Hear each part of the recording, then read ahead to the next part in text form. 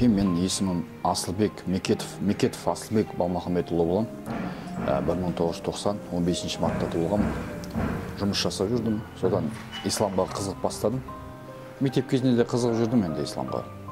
Сол 2013-тен бастап полностью, былай айтқанда, полный ислам қабылдадым.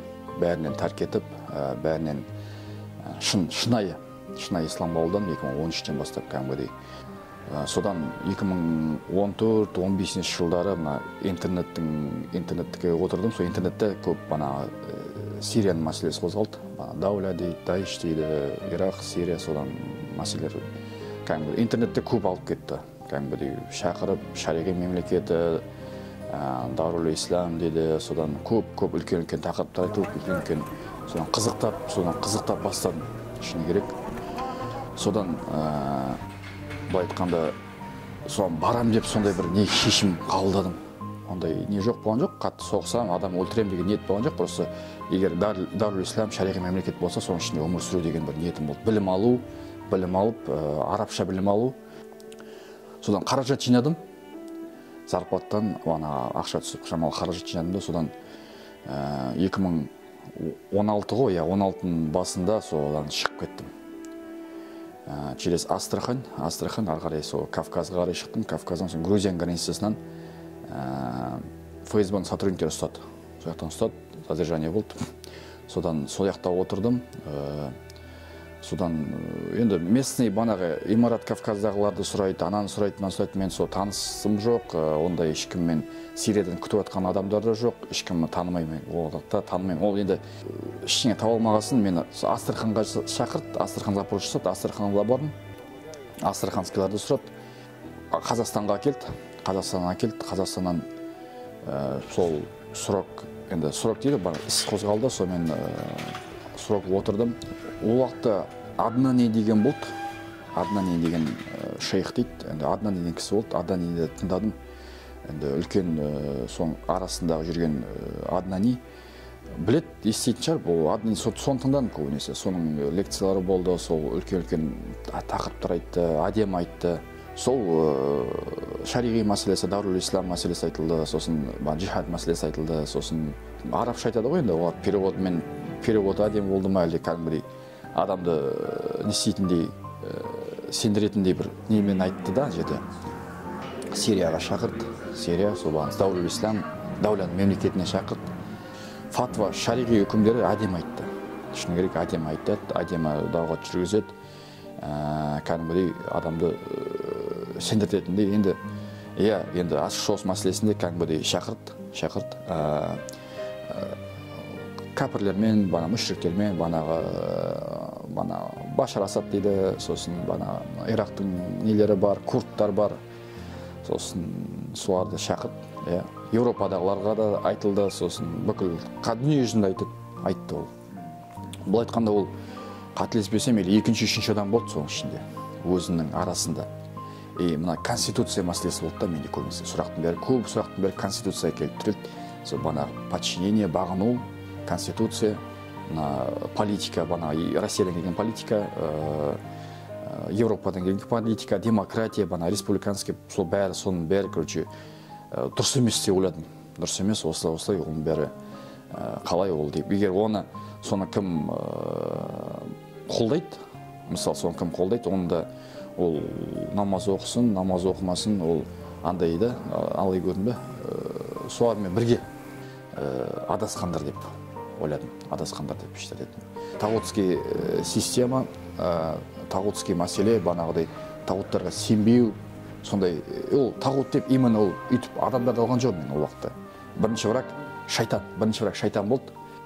Діни жағынан Қазақстанда соңғы 5-10 жылдықта андай алға көп тартып, ашық сөйлесіп жатыр да, ашық тақырыптарда сөйлеседі.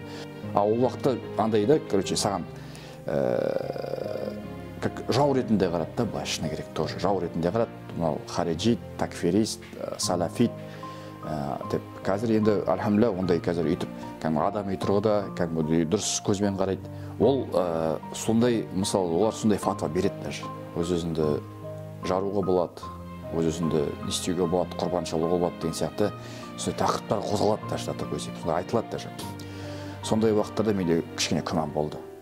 Шыны керек, өз басым ол қалай өз-өзін жару деген, мысалы, мен өз басым шыны керек, даже ол уақытта да құптамаймын мен ол уақытта. Қазір де вообще тем более. Енді джихадпен сөйтіп ақтап тұр ғой, джихад дейді, сосын примерлер келтіреді.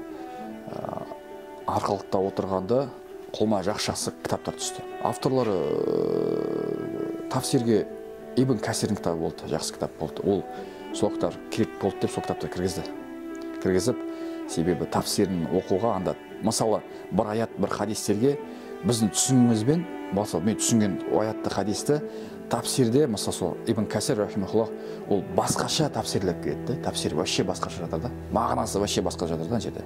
Бұлай шыны керек, сол тафсирлер кітаптар көбейіп болды.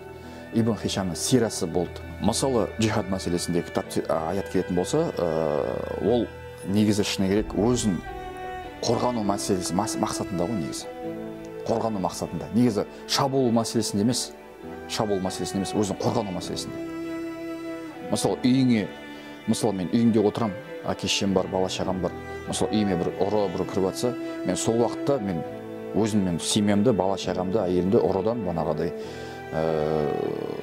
қорғаймын да әке-шешемді.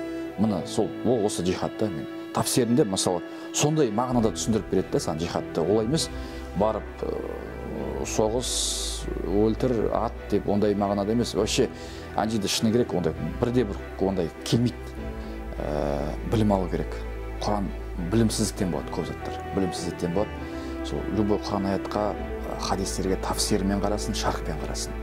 Мысалы, сол джихад мәселесінде қозғасамыз. Мен уже баяғыдағыдай жас бала сияқты өйтіп кетіп қалмаймын қазір уже. Мен уже тонкий істер уже разбирать аламын уже. Шыны керек, мына білімді негізі интернеттен ол іздеп керек емес. Шыны керек, интернеттегі білімдер ол андай вообще непонятный интернет.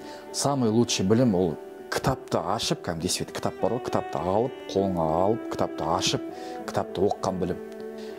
Өз бетінен білім алу жоқ, ұстазбен алу керек. Білімді ұстазбен алу керек. Білім ұстазбен алған жақсы ол білімді. Мешіттерге барсын, действительно мешіттерге барсын. Арқалықта отырғанда келді, ұстаздар келді. Ақниеттен келді. Ақниет деген қоғам қоры бар, Ақниет деген. Сол кісілердің көп себептері болды тоже. Кітаптарды арабша жасамыз, арабша оқып, тафсирлерін арабшаны оқып, шарықтарын арабша оқимыз да хадистерін. Жаңадан көзқарас дейді ғой. Жаңадан көзқарас, жан-жақ тақырыптан. Әке-шешем соңғына дейін барған әке-шешем. Отқа да, суға да дейді ғой. Анам мен әкем соны түсіндім да. До конца барған сол әке-шешем ғой мен. Жоқ, балам, ұлым деп келген сол әке-шешем. Сол ешкім алған жоқ, сол былай айтқанда сол әке-шешем жүгіріп, артынан қалмай жүгіріп сол әке-шешем жүрді. Соны түсіндім, әке-шешемнің қадірін түсіндім. Сол шыққасын әке-шешем қартайып қалды, бірінші очередь. Әке-шешем қартайып қалды, әке-шешеме барып, қызметімді етіп, үйім құлайын деп тұр, былай айтқанда, үй уже ескіріп қалды. Жұмыс жасап, бір дозволенный бір халал жұмыс жасап, бір қарапайым жұмыс болса да, бір грузчик болса да, машина жусам да, бір халал бір жұмыс жасап, әке-шешемді асырап, үйленіп, бала шағам жоқ.